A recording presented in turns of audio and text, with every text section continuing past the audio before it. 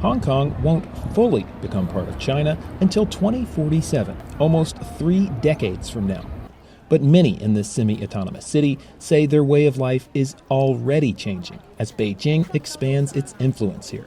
At the heart of the latest protests here was an intensely personal question.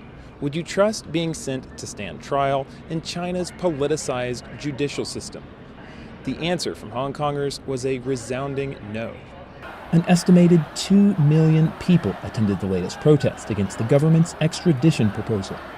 That's over a quarter of Hong Kong's population, a forceful repudiation of China's judicial system. Though the government paused the bill, Hong Kong's future remains uncertain.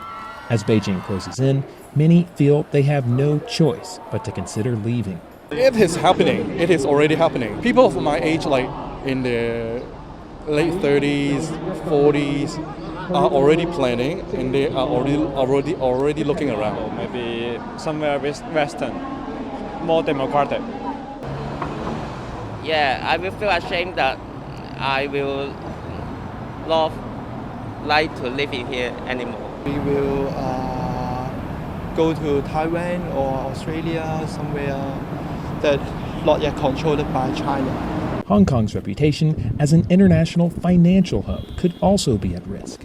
One of the reasons why people like using Hong Kong as an Asia base is that on the one hand they can get access to the China market, but on the other hand it's a separate legal system with greater protections of the rule of law and greater protections for private property and the like.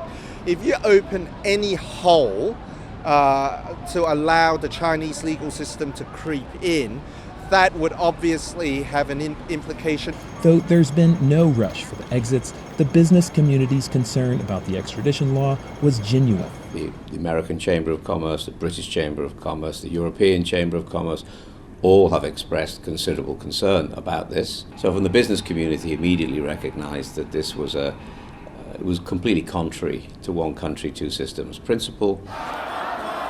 Since Hong Kong lacks fully democratic institutions, one of the only ways people here can push back is through protest. And at this point, the protests only keep getting bigger. Bill Gallo, VOA News, Hong Kong.